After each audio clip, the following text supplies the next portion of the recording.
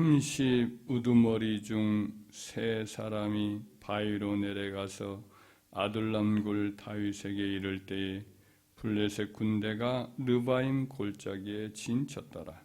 그때 다윗은 산성에 있고 블레셋 사람들의 진영은 베들레헴에 있는지라. 다윗이 간망하여 이르되 베들레헴 성문 곁 우물물을 누가 내게 마시게 할꼬 하매 이 세 사람이 블레셋 사람들의 군대를 돌파하고 지나가서 베들레헴 성문 곁 우물물을 길어 가지고 다윗에게로 왔으나 다윗이 마시기를 기뻐하지 아니하고 그 물을 여호와께 부어드리고 이르되 내 하나님이여 내가 결단코 이런 일을 하지 아니하리이다. 생명을 돌아보지 아니하고 갔던 이 사람들의 피를 어찌 마시리까 하고 그들이 자기 생명도 돌아보지 아니하고 이것을 가져왔으므로 그것을 마시기를 원하지 아니하니라. 세 용사가 이런 일을 행하였더라. 아멘. 오늘 이 본문의 말씀은 다윗의 용사들, 다윗의 용사들에 대한 이야기를 하고 있습니다. 다윗의 용사들이란 다윗 왕국을 세우는 기초를 이루었던 다윗의 용맹스러운 군사들을 말합니다. 특별히 초창기에 다윗은 쫓기는 신세였잖아요. 그래서 아둘람굴에도 숨고 또 여기저기 무너진 산성터 혹은 요새 숲을 동굴 이런 데 이제 숨어 다니고 했습니다. 모압에다 한번 망명을 하기도 하고 또 블레셋 이제 진영에 있었던 그 가드의 아기스라는 왕한테 몸을 맡기기도 하고, 그래서 그때는 이제 시글락이라고 하는 좀 남부의 어느 한 촌에 이렇게 근거지를 두기도 하였습니다. 그때마다 이제 하나님께서 그를 돕기 위해서 용사들을 보내어 주셨습니다. 여러 지파들 가운데서 그에게 뜻을 가지고 또 고난과 함께하면서 이제 하나님을 사랑하는 그런 용사들을 보내어 주셔서 이제 용사들이 200명, 400명, 600명 이렇게 늘어나다가 나중에는 그 헤브론에 도읍을 할 때쯤 되면은 굉장히 많은 사람들이 수만 명이 이제 그를 돕기 위해서 이제 용맹을 떨치는 군인들이 많이 모여요. 이들이 이제 훗날 이스라엘 왕국의 큰 이제 영광을 이루는 그 다윗 왕국의 기초를 놓는 그런 역할을 했던 사람들입니다. 근데 특별히 여기 있는 사람들은 그들의 지도자들에 해당하는 사람들인데, 여기는 성경에 역대상 11장에 기록되어 있는 여러 이제 용사들이 나와요. 그 중에서도 가장 이름을 떨쳤던 세 사람이 여기 첫째 3인의 용사들입니다. 여기는 두 사람이 소개가 되어 있는데, 이제 야소보암이고 엘리아살이고 또 한 사람은 이제 산바라는 사람이 있다고 이게 이제 기록이 되어 있습니다. 사무엘 하에 보면은 기록이 되어 있습니다. 이 세 사람은 영맹스럽고 충성스러웠던 사람들이에요. 대단한 전투 능력을 가진 사람이었는데, 특별히 여기서 한 일화를 기록을 하고 있습니다. 다윗에 대한 충성스러운 마음이 얼마나 컸는가를 보여주는데, 이제 마침 그때 블레셋 군사들이 침공해 왔을 때였던 것 같습니다. 침공해 와서 베들레헴을 점령을 했어요. 다윗의 고향이잖아요. 다윗의 고향인 이곳에 이제 진을 치고 그들이 깊숙이 내려와서 유다의 깊숙한 곳에 와가지고 이제 공격을 하는 그런 입장이니까, 다윗의 입장에서는 참 고향을 뺏기고 이렇게 눈앞에 지척에 두고도 못 들어가는 그런 생각을 하면서 전투 중에 이제 아련히 옛날 생각이 났던 것 같습니다. 그래서 누가 나로 하여금 베들레헴 성문 옆에 있는 우물에서 우물을 길어서 내게 마시게 할꼬라고 혼자말로 내뱉었던 거죠. 근데 그 말을 곁에서 듣고 있었던 사람들 가운데 이 첫째 3인의 용사들이 듣고는 우리 주군에게 그 마음속에 저런 소원이 있는데 들어드리자 하면서 세 사람이 이제 조용히 나가가지고 적진을 돌파하기 시작을 한 거예요. 아마 아무도 몰랐을 겁니다. 이 세 사람이 조용히 접근해서 적진을 돌파하는데 무슨 일이 있는지 막 적진이 소란이 나고 야로가 나고, 근데 그 세 사람이 그곳을 돌파를 해서 우물에 물을 퍼가지고 또 이 가죽 주머니 같은 걸 채워가지고 왔겠죠. 그렇게 해서 또 싸워가면서 무사히 돌아온 거예요.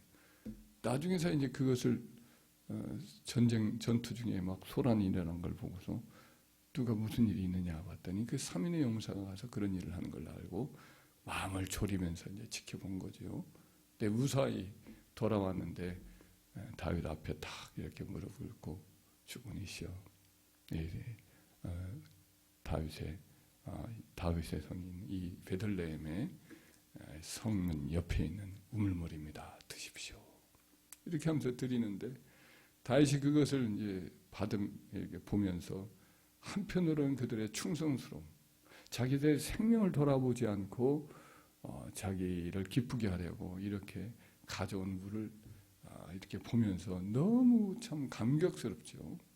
자기가 누구간데 이렇게 목숨을 내놓고 이 물을 가져왔는가. 한편은 감격스러우면서도 이 귀한 물이 생명을 피값과 똑같은 이런 귀중한 건데, 이런 충성, 이런 사랑, 이것은 하나님께만이 받으실 만한 것이지 사람으로서 이것을 받을 수 있는 그런 만큼 그것보다 훨씬 더 값어치가 있는 것이라는 것을 그가 느낍니다.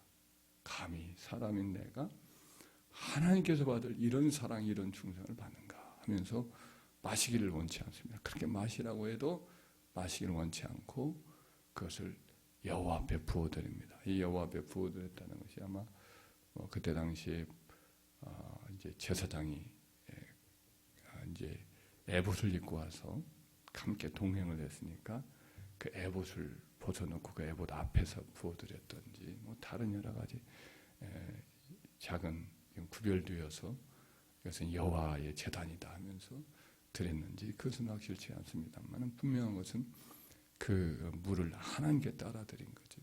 자기가 마시기를 원치 아니하고. 다윗은 이와 같이 하나님의 권위를 철저히 의식하면서 살았던 것 같습니다. 하나님이 마땅히 받아야 할 사랑과 충성, 그 권위, 이것들을 항상 기억하면서 살았어요. 그래서 그런 것이 이제 그런 하나님의 권위를 무시당하거나 그럴 때마다 거룩한 분노가 일어났던 것이 보여집니다. 사울 왕이 죽었을 때도 마찬가지인데 사울 왕이 이제 하나님을 권위를 많이 무시했지요. 그래서 결국 이제 무당에게 점을 치면서 도움을 청했는데 그 일로 인해서 결국은 이제 하나님이 마침내 그를 완전히 멸하려고 작정을 하고 길보아산에서 블레셋 군대에게 완전히 패전을 당하도록 하나님 허락하시죠.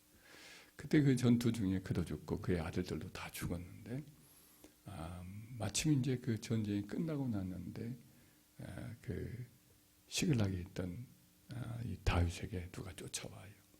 그래서 왕이시여, 여기 왕의 원수인 사울 왕의 왕관과 팔걸이를 가져왔습니다. 이렇게 얘기를 합니다. 그래서 같이 바치면서 내놓습니다. 그 말을 듣자 막 웁니다. 하나님의 거룩한 기름 부음 받은 하나님의 아들이신 분이, 하나님의 기름 부음 받은 왕이 이방인 저 블레셋에 의해서 목배임을 당하다니 하면서 막 웁니다. 그리고 특별히 이제 요나단, 그의 형같이 따르던 요나단까지 같이 죽었다는 말을 들으면서 펑펑 울고 활로레라고 하는 유명한 비가를 그가 만들어서 이제 그 애도를 하지요. 그리고 나서는 그 바로 그 사울 왕의 목을 자기가 쳤다. 자기를 죽여달라고 해서 자기가 죽였다고 이렇게 얘기하는데 그걸 자랑스럽게 여기고 다윗을 기쁘게 할 줄로 알고 그와 같이 왕관과 팔목걸이를 가져왔던 그 이방인, 네가 어느 나라 사람이냐 그러니까 아말렉 사람입니다 했더니 하나님의 기름 부음 받은 자를 감히 죽일 일을 네가 하고도 이렇게 상을 받을 줄 알았느냐 하면서 쳐 죽여라 이렇게 명해서 그를 죽이는 일을 보게 다윗 자신도 이전에 사울 왕을 2번이나 죽일 수 있는 기회가 있었습니다. 그런데도 불구하고 그때도 감히 이 사울 왕을 죽이지 않습니다. 그리고 그의 결백을 주장하기 위해서 이제 누워서 좀 잠을 자던 사울 왕의 옷을 조용히 굴 속에서 조그맣게 잘라내는 일을 하지요. 그 잘라내는 일을 한 것조차도 마음에 찔려하였던 만큼 하나님에 대한 구원에 대한 존중감이 다윗에게 아주 깊이 뿌리 박혀 있는 거죠. 이것이 다윗이 하나님이 내 마음에 합한 자라라고 하는 인정을 받게 되는 중요한 그의 인격의 바탕인 줄 믿습니다. 하나님의 구원을 철저하게 인정을 했던 다윗. 그래서 하나님이 이제 그의 삶 속에 늘 동행할 수가 있었던 거죠. 나중에 이제 이런 예도 한번 들을 수가 있는데 다윗이 이제 말년에 한번 하나님 앞에 또 잠깐 교만해져 가지고 인구 조사를 하죠. 하나님이 이제 그를 심판하시려고 아주 큰 전염병을 주지요. 큰 전염병 때문에 하루에 7만 명이 죽습니다. 근데 뭐 하나님 앞에 회개합니다. 하나님, 범죄한 자는 나와 내 집인데 어찌할 내 백성을 무고한 내 백성을 치십니까 하면서 막 회개를 하면서 하나님 앞에 긍휼을 구하니까 하나님께서 이제 천사장을 칼을 빼가지고 예루살렘을 이제 심판하려고 하는데 칼을 멈춰라 하고 명령을 합니다. 그러면서 한 가지 명령을 하기를 아라우나의 타작마당에 가서 그곳에서 내게 번제를 바쳐라 이렇게 명령을 합니다. 아라우나라고 하는 사람이 소유했던 타작마당에 가서 이제 가보니까 마치 타작을 하고 있는 때예요. 그 타작마당을 사고 그래서 거기서 번제를 이렇게 드립니다. 그랬는데 그 이후에 또 여러 가지 이제 기도할 일들도 있고 예배할 일들도 있는데 그 당시에 기브온이라는 곳에 큰 산당이 있었어요. 거기에는 그 광야에서 함께 다니던 그와 같은 번제단이 있습니다. 번제단이 한 2m 넘죠. 2.2m 정도 되는 장방형의 노수로 만든 건데 무겁죠. 그래도 그것을 기브온 산당이 있었기 때문에 그 산당이 제법 커요. 큰 행사를 할 때는 거기서 많이들 했었던 것인데 거기 가서 예배를 드리면서 하나님께 은혜를 구해야 되는데 그러지 못합니다. 왜냐? 아라우나의 타작마당에 하나님이 주신 이 계시, 여호와의 천사가 거기는 지금도 칼을 차고 딱 기다리고 있을 것 같고 다른 데서 예배를 드리면 하나님이 하신 말씀을 어기는 것 같아서 인간형이 모든 수단을 딱 내려놓고 그 다음부터는 감히 다른 데서 구하지 못하고 아라우나의 타작마당에서 예배를 드리면서 하나님의 은혜를 구하죠. 누가 시켜서 한 것도 아니고 뭐 어떤 계시를 명백히 준 것도 아닙니다. 그러나 한 번 주신 나타난 계시를 존중하고 하나님이 어떤 권위가 그 장소에 서려 있다고 그가 느꼈기 때문에 그 다음부터는 거기서만 제사를 드렸죠. 볼품도 없고 그냥 휑한 장소이지만 거기서 항상 예배를 드리다가 그 아들 솔로몬이 그때 그곳에서 이제 성전을 짓는 이런 계시의 발전이 이루어지죠. 이 모든 행동이 다 하나님의 권위, 하나님의 어떤 말씀 이것들을 소중히 여기는 다윗의 정신을 얘기를 하는 거지. 그러니까 어떤 또 다른 계시가 있기 전까지는 바로 나타난 그 계시의 유효성을 인정을 하고 하나님의 권위를 계속 영적 권위를 존중하는 다윗의 모습을 보게 됩니다.